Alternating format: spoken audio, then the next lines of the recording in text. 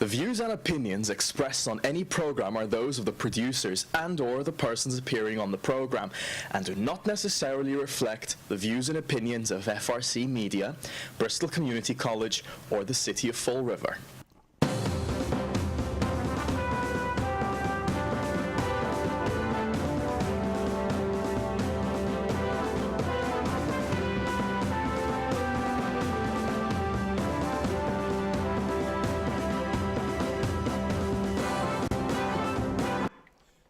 Welcome to Spindle City Straight Talk. I'm Chip. And I'm CJ. And we're back. Oh, yeah, we're back and ready to roll. And the mayor's made a statement today about the passage of the infamous $10 fee. Yes, the mayor released a statement shortly after the vote last night where he said that now that he has his $10 fee, the city can move forward with economic development and other major issues. He said that if this fee hadn't passed, he'd have to make the choice between 100 police, fire, DCM workers, and school teachers, or filing for a waiver of $3.7 million to meet net school spending. So here's the kicker. He put that fee into the budget, accounted on that money, and then had the vote not go 5-3, it wouldn't be there.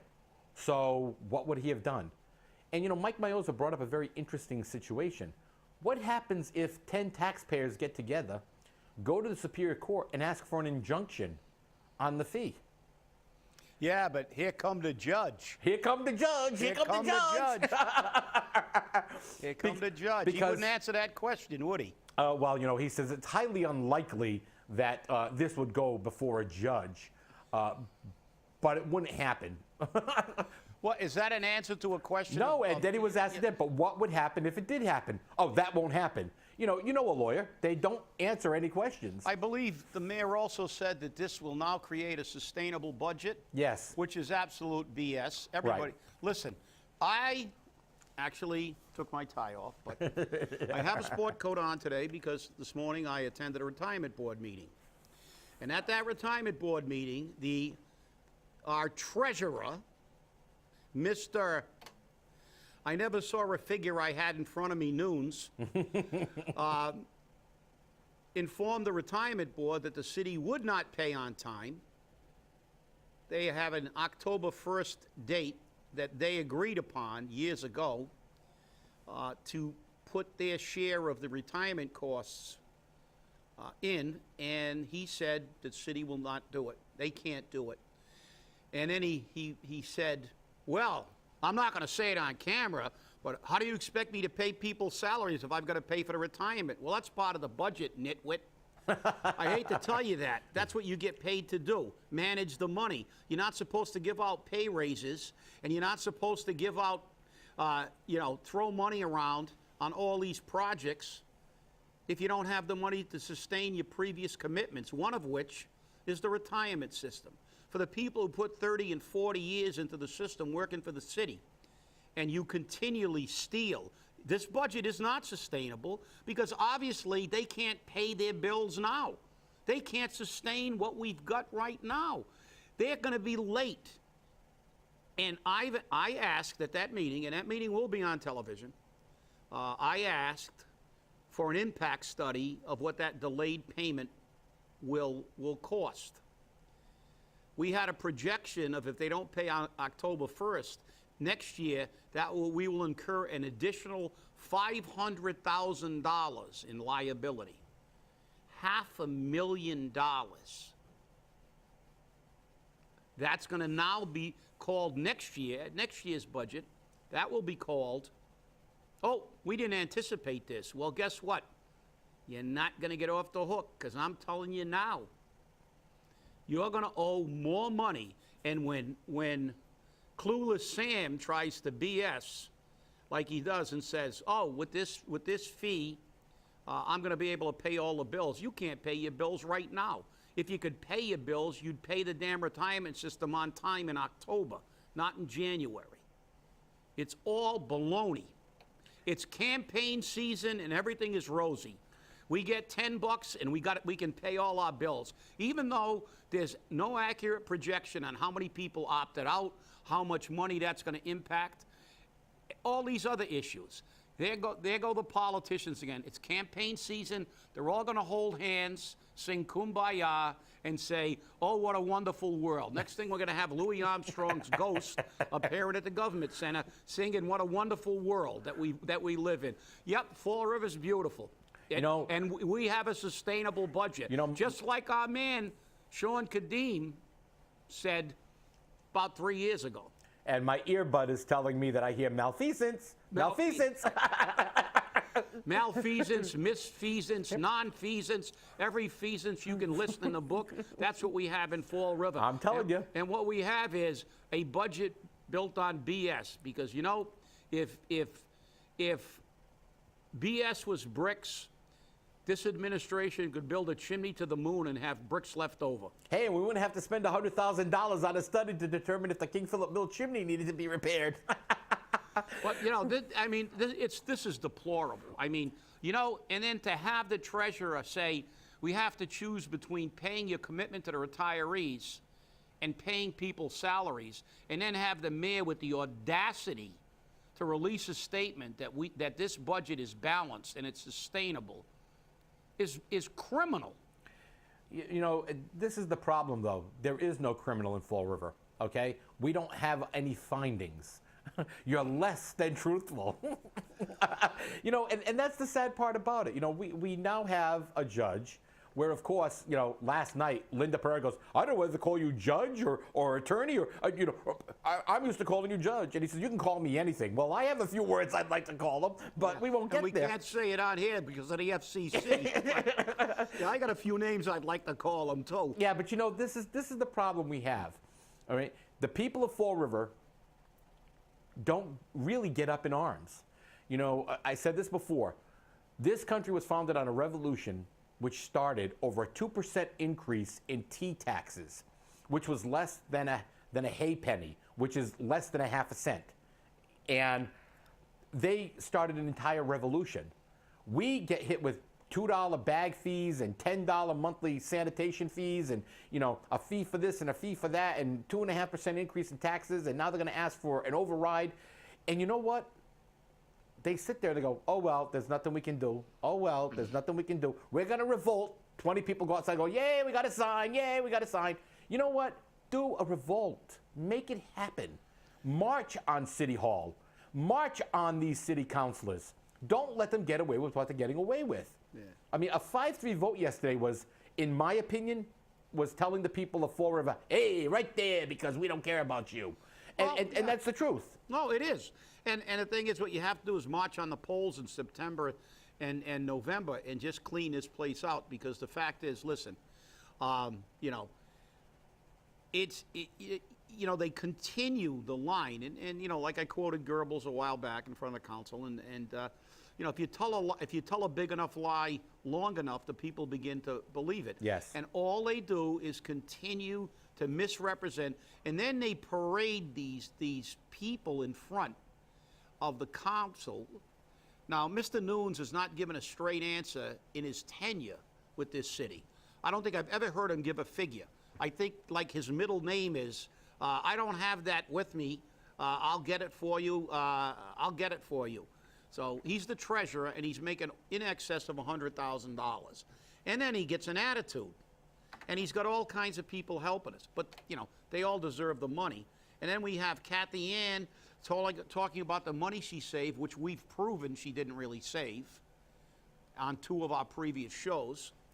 And the layoffs. There's Secret Sam again, slinging the BS so much that, you need hip boots. 100 jobs. Half of those jobs were unfilled. They were unfilled positions. Kenny Pacheco admitted that the 18 positions in DCM, 9 of them were unfilled. That is not laying off anybody. That's losing a job through attrition. I thought at Brown University, attrition wasn't in the dictionary you used at Brown University, and maybe even in law school. You people lie. If you were Pinocchio, your nose would be on the moon already, not in California, because you lie so much. And the insult is you expect the people of Fall River to accept your lies, and they have been. But it's time to wake up. That's why they watch our show now. Do you realize that we've got over $40 million increase in revenue in this city in the last 5 years? And that's not counting what they made over Blue Cross. $42 million more this city is raising, and we're broke. $42 million is, well, roughly how much of the budget? What do we got, like 270? So that's a big chunk of, it's almost 20% of the budget. We've increased our tax burden and collections by 20%, and we still can't balance our budget. We can't pay the retirement on time. And if we pay the retirement on fund, we have to rob it from someplace else. And then we get these people in front of the council. Now we have the judge. Here come the judge. He gets up there and he's already, look, you can't question me. I'm a judge. It's like, no, you're the corporation counsel, and you work for us now. You're not on the bench with your gavel. You can't tell us that if we don't answer your questions, you're going to put us in jail. We're going to tell you if you don't answer our questions, we're getting rid of your boss, the mayor, and we're going to get a new corporation counsel, because we're not going to take that kind of arrogance. At least I'm not. And I'm going to make sure I get rid of this guy, because I'm tired of these people marching up there with their attitudes like we work for them. No, we pay them. And I'm tired of it. And we've been paying and paying and paying. And forgive me if I'm a little frustrated, because I'm getting it from both ends. I'm paying my taxes, I'm paying my fees, I'm getting killed like every other person that lives in Fall River, be they property owner or renter, because the rents are going to go up, obviously. But if you're a property owner, you're really taking it on the chin. But I got the double whammy. I worked for this city for almost 39 years. I watched 5 men die in a line of duty on my job. I went off on a normal pension. I could have got a disability, but I went off on a regular pension. And what do they do to me? They don't fund my pension system. They take my health care and they eviscerate it. I'm paying 25 times more for my health care. A health care that I negotiated and gave up pay raises for and made concessions for, and a retirement system that I paid into. And I can tell you one thing, there's not one city employee that didn't pay their share into the retirement system.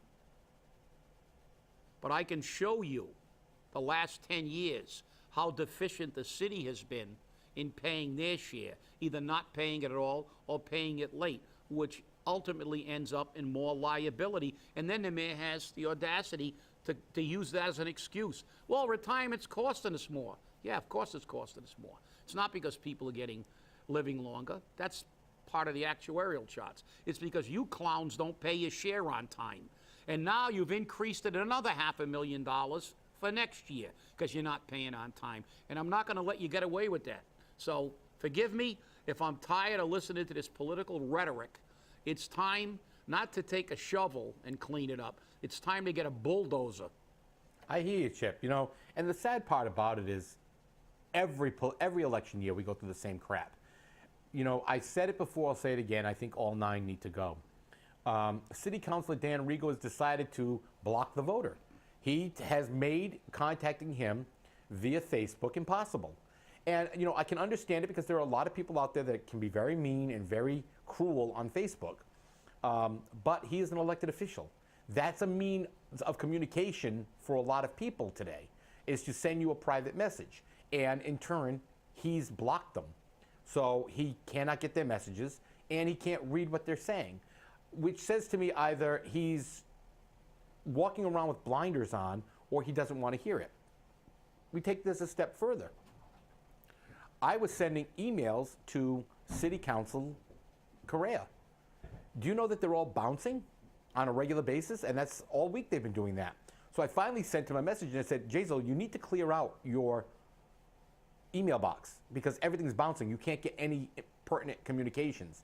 He sent me back a message, with this election, it's filling up very fast. Well, if you know it's filling up very fast, have somebody go through it and clean it out. These are means of communications today, but we don't do them, okay? Because we've gotten so complacent in not listening. City Council President Joe Camara said on a radio station, we don't read it. We don't read the reports. We've got too much to do. We don't read it. I know they don't read the emails, or if they do, they just delete them that I've sent them on many issues. And you know what? They don't care. They don't, and Joe Camara said it very clearly, we don't care. What are you paid for? To go in there and listen because they listen to what they say? Oh, well, we're voting on what they're telling us. Your job is to investigate that, okay? Not to sit there and say, oh, well, you know, the pablum's coming out and we're ready to eat it, because that's all we have to do. And when confronted with the fact that what they voted on is potentially illegal, is definitely wrong, they turn around and say, well, I had to vote for that. If I didn't vote for that, they wouldn't reelect me. Well, that's serving your own self-interest. Like the votes that are taken about, well, I'm not going to pay for my tenant's trash, so I'm not going to pass an ordinance that's going to fine me because they don't use the purple bags. Hey, you're the landlord. You're responsible. It's your property. You don't like it, Linda? Too bad. That's life. Okay? I'm a landlord. What did I do to solve that problem? I privatized. So don't tell me that you're not going to pay for everyone else's problem, because you know what? Every vote you take means I have to pay for your nitwitted behavior, and I have to pay your problem that you create, like not paying for the pensions, like not paying for the health care. This isn't the way it is, okay? And then, I love this, out of fairness, we're going to bond $1 million so we can put in brown barrels for yard waste across the city, which should have been done years ago. You know what? You're going to throw more money away. We're going to throw money away because how many people are going to privatize and are not going to use that? Oh, and $500,000 for a new computer system. And I loved it because they said very specifically in the hearing, for training on Windows 7 and 8, both of which, by the way, on July 29th are obsolete because Windows has put out Windows 10. So we're gonna pay to train people in an obsolete operating system. It'll still be around, but this is what we do. We pay for old equipment, obsolete equipment. I looked over the bid, and I've actually requested copies of the bids. I want to see who the low bidder was, because I have a strong suspicion that this is not the low bidder. And by looking at the bid, it was a joke. Well, that's good. I'm glad you're fired up. I'm fired up. The voters hopefully get fired up, because, you know, there seems to be a pervasive attitude here that these politicians today feel that they don't have to listen. They not only don't have to listen, that it's not even relevant for them to listen because they don't represent us. They've forgotten that they were elected to do what we want. And in order to do what we want, you have to listen to what we have to say. If you look at this, they stringently restrict citizens' input. It's almost like they really don't want to have it. They don't want the people to be able to go in front of the city council and talk about their issues. Well, guess what? It should be just the opposite. We should have an entire night dedicated to citizens' input, because the citizens are the people that pay the freight.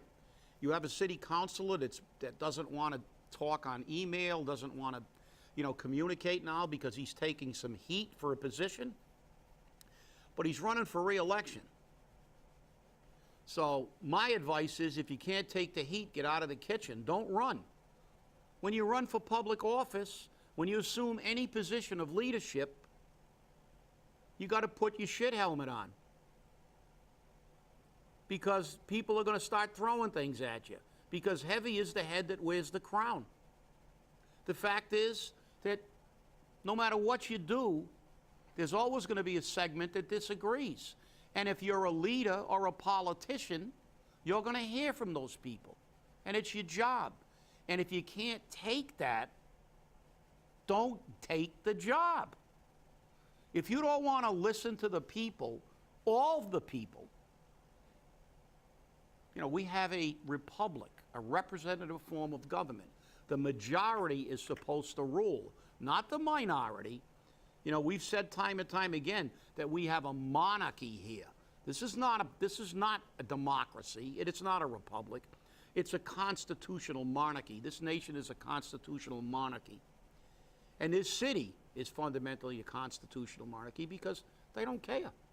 People, you know, we watched the citizens' input. There were, I don't know, over the course of 3 or 4 meetings, there must have been 100 people go up at citizens' input, and probably 96 out of them were against it, but here it is.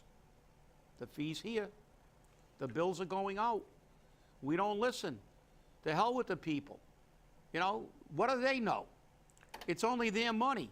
And this is the thing that, you know, every time, you know, there comes a point in history that everything reaches a tipping point. It took the Boston Tea Party in 17, and when we started the Revolutionary War, it took that straw to break the camel's back. The purple bags were the straw that broke the back of Will Flanagan. But it wasn't the only thing, and we all know that. Everybody likes to attribute it, makes it a very simplistic thing that it was the purple bags. No, the purple bags was that little feather on the scale that tipped it, flipped it. Then everything came rushing back. The illegal stormwater taxes, all the other machinations of his administration. Well, this is the same thing. Hopefully, you're going to look at a major change in our government on all levels, school committee, city council, and in the mayor's office, because, you know, in '95 they got rid of 5 city councilors, so we're like in the 20th anniversary of that uprising. But you know, we weren't in anywhere near the condition we're in now, and the reality is, it's not getting better. It's not getting better. I don't care what he says. Remember, everything he says is not going to be accurate. This is a campaign season. They lie. They misrepresent. It's not true. I mean, look at his statement. This $10 will make it. We're all set. I got my fee. We're good. We don't have to lay anybody off. We're good. The budget is fine. We're sustainable. Yet, his treasurer said today, they can't pay a bill on time. If your budget's sustainable, you can pay your bills on time. Well, you know, Chip, here's the funny thing. You talk about arrogance. This is how arrogant some of our elected officials are. They had an OCPF meeting, which is the Office of Political Campaign Finance. And 3 elected members of the city council showed up. Linda Pereira, Ray Mitchell, Jaisal Correa. They signed in. Linda was the only person who sat down. Ray came in, talked to Linda, left. Signed in and left. Jaisal came in, signed in, stood at the door, politicked, left. Linda sat there, she asked 2 questions, got up and left. They're so arrogant in their position. They're so arrogant that they know everything. That the campaign finance law changed. Those changes were discussed at length at this meeting, and they don't have to be there because we know everything. All right? You had Gabe Andrade, Joe Martin, Melissa Panchley from the school committee. They sat there through the entire meeting, asked some very serious questions, and a lot of those new rules didn't apply to them. But they still asked. They wanted to know. That's how you can tell the difference between arrogance and being informed. Well, that's kudos to those 3 school committee people on doing their due diligence. But you know, there's another side to that. They'll say, well, you know, we've got campaign finance people. But guess what? You are now responsible. That's and right. if there's a screw up, you will be reminded of the fact that you had an opportunity to clarify it with the organization. So they were down here. You know, they were down here for a reason. And if you didn't avail yourself of that service, and then you screw up, well, guess what? You're going to suffer the consequences. And that's the way it is in life. But unfortunately, they never suffer the same consequences we do. Because, as I said, if an attorney lies to the court, the judge says he was less than truthful to the court, and he gets a little tap on the pinky. If you lie to the court or I lie to the court, they throw us in jail for perjury. And that's the problem. The problem is that we do have a monarchy. There are people that live by a different set of rules, and that's not the way it's supposed to be in America, and only we can change that. They have to be held accountable. The Constitution of our state, and my favorite provision in Part 1, Article 5 of Part 1 says that whether they're judicial, so even when he was a judge, legislative or executive, they are at all times agents of the people and answerable to the people. They work for us, but they've forgotten that. They think that they're untouchable. They think that it's automatic that they're going to be in, and they control it. And the only way we can convince them they're not in control is show them that we're in control by voting. And that's the problem. The problem is the people have not voted. We got them out. We got them out in the recall. Hopefully they're just as angry, just as upset, and just as engaged. But I'll tell you what, it's time for the revolution. We can't continue to allow people to lie. And we have to have the people who work for this city answer questions. I'm tired of listening to Nunes never answer a question. I'm tired of listening to Kathy Ann. When she does answer, it's total fabrications about 85% of the time. We went over on our show her $21 million or $22 million in savings and proved it was total baloney. Okay? Now we've got, I don't know what to call you, because I got to kiss your ring because you were a judge. Now we got counselors, kneeling at the altar of he's the corporation counsel. He's Liz Pereira in pants. That's what he is now. He's no longer a judge. I don't know if you can keep that title, as a emeritus. You can be, judge retired, as some officers, naval officers, U.S. Navy Admiral retired or something like that. But he's not a judge. He's a city employee. He's someone that's there to supposedly act in the best interest of this community. And he should be held accountable. And when a city councilor asks him a question, they not only deserve an answer, they require an answer. He works for them. He works for them. They are the legislative body of this city. He's no longer the judge. They're the judge. And I will go on record as saying I'm very disappointed with every single counselor that was in that chamber for not holding him to that standard. I don't care what he was in a former life. He's the corporation counsel now.